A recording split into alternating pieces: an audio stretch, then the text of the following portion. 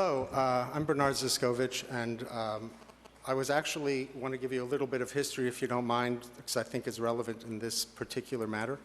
My initial involvement with Midtown was before it was Midtown. We were actually hired by the city of Miami to do the urban design code as part of the Florida East Coast study that resulted in what became Midtown. During the course of that study, we came up with certain fundamental ideas that have, I'm very happy to say, proven to work out. First of all, even though there was 56 acres totally fenced in, for those of you who remember it, the initial thought was to make it more like a gated community. Thankfully, that didn't happen, and our method prevailed, which is that all of the streets actually line up with the grid of the community and the neighborhood. They line up both to the west with Wynwood. They line up to the north with the design district.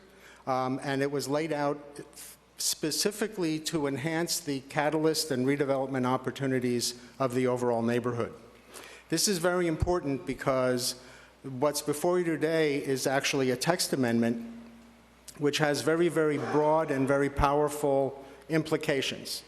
The implications are, in effect, so strong that if this text amendment were in place before Midtown actually had a chance to develop, my sense of it is that Midtown would not have developed. So if you really imagine Miami Avenue when there was a fence across the street and Midtown was encircled by a fence which was the rail yard, you would know that there was nothing particularly valuable there. The site was completely disconnected from every other thing. And what I wanted to show you was to potentially, I don't know if you can see this, but this is the plan in terms of the street hierarchy that is the subject of tonight's meeting. And the street hierarchy is developed in a very particular way. You have three different colors. You have the purple, you have the blue, you have the green. But more importantly, every single thing in the code is specific to the blocks. So it's true that there is a service connection off of Miami Avenue. But if you read the code carefully, it says north of 34th Street, you're allowed to have a service connection. The reason that it was allowed when we wrote the code was in order to allow an access point into what became this mega block that is contained by 1,000+ cars, Target, et cetera, as a way of bringing the truck into the building, having it circulate in the building, have it service everything within the building, and that was a better trade-off than trying to prevent it from being able to access. The code also very specifically says that service entries south of 34th Street are not permitted. And it's a very important distinction because part of what's happening today is that there's text amendment that would allow it to happen.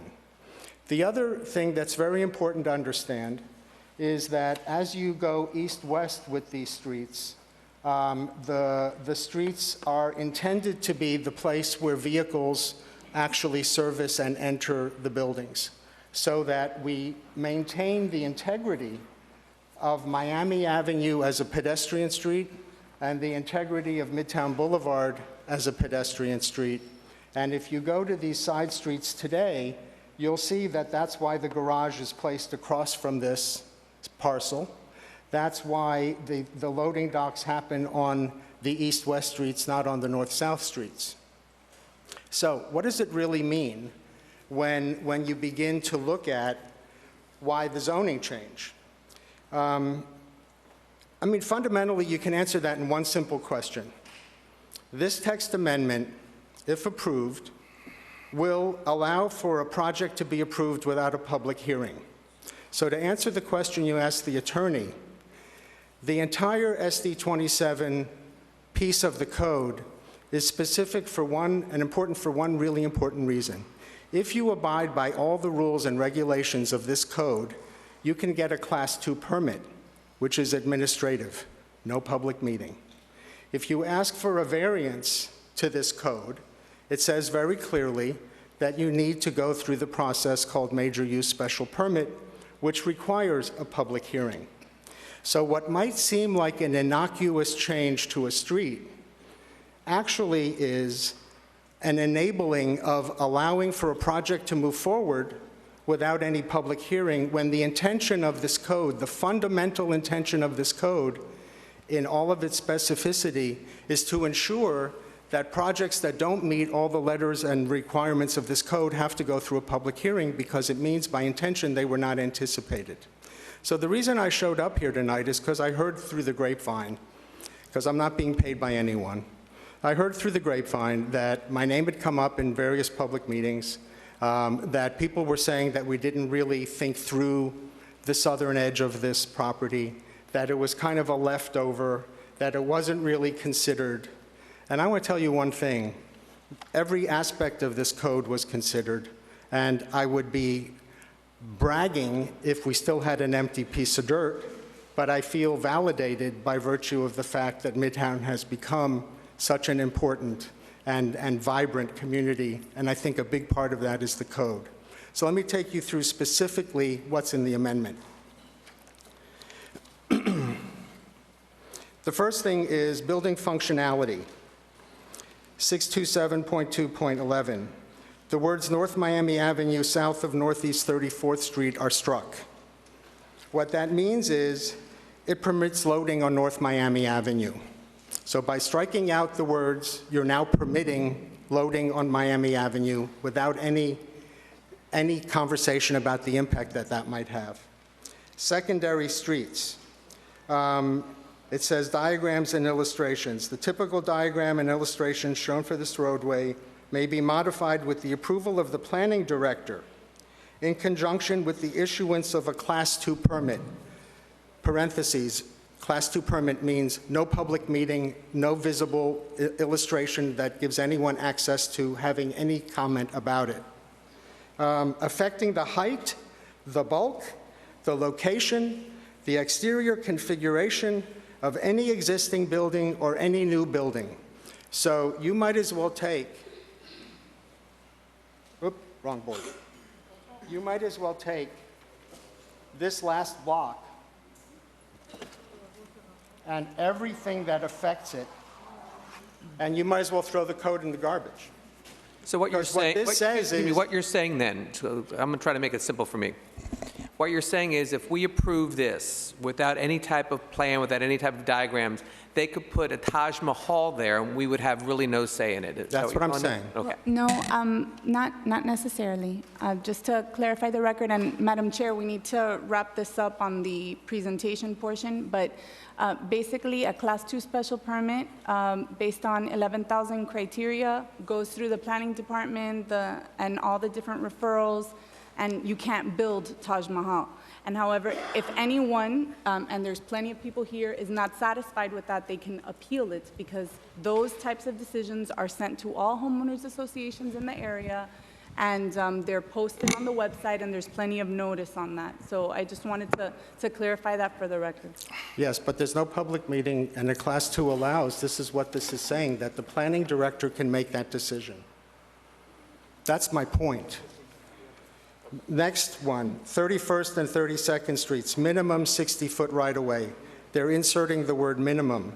What that means is you can make the street any size you want, which means that the character of the street could be changed by the planning director.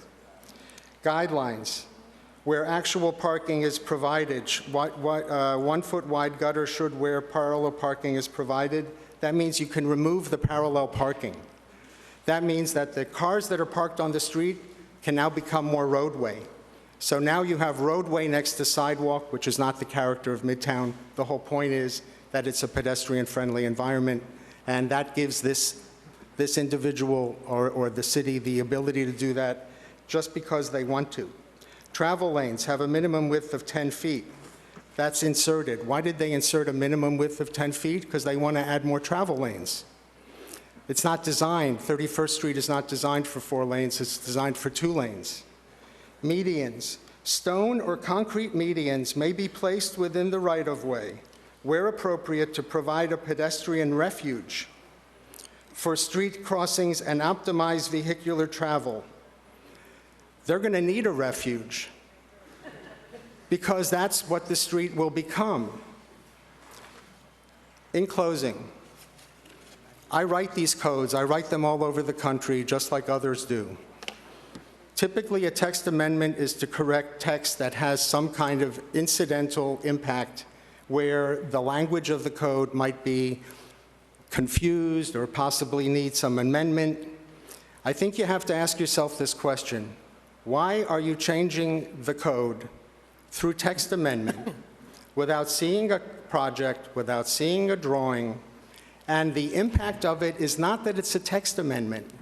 The impact of it is that the way the code was written, which is why Midtown is there so fast, is that if you abide by the rules, you get to build your project without a public hearing. So when you change the text amendment, what you're really doing is you're eliminating any public hearing process other than an appeal after it's done, and that's why I'm alarmed. This is a very big project. I have nothing against Wal-Mart, personally. That's not my issue. My issue is that the impact of these text amendments and giving all the authority to a single person within the city without public hearing that affects so many people, whether pro or con, seems to fly in the face of the intention of why we wrote the code. We wrote the code to say one thing: if you abide by the rules, this is what you get. If you don't want to abide by the rules, make your project public, let it be vetted, and then if you win, you win. Thank you. I have one question, Mr. Zyscovich. The developer handed out a copy of your May 2002, it's the Zyscovich and FIU May 2002 FEC Corridor Strategic Development Plan, and the developer highlighted the last sentence on page 35. You probably don't remember it, it's 2002, you can have my copy, but I'll read to the portion they highlighted. It said, talking about this area, the remaining 20 acres within the southern portion of the site would accommodate an urban design treatment of big box retail development. Yeah. Is this the portion that we're talking about here now? No, I'm really glad you raised that. That's what I'm That asking. document, if I'm remembering correctly, was done while we were engaged by the City of Miami in the FEC master plan, when we were looking at evaluating the economy of trying to make an inner-city neighbor. What businesses could we bring in there that would make it work? That is before Midtown, before the property was purchased. It was still under the ownership of the railroad, and it was a hypothetical situation saying, put all the stuff on the north end, put all these big boxes on the south end. When we actually had a client with a real project and we actually put in streets and made a neighborhood, the only thing that counts is the code. That precedes any dream that what we were dreaming about back then would actually occur. So that's a completely irrelevant You answered thing. my question. Thank you. Thank you. Thank you.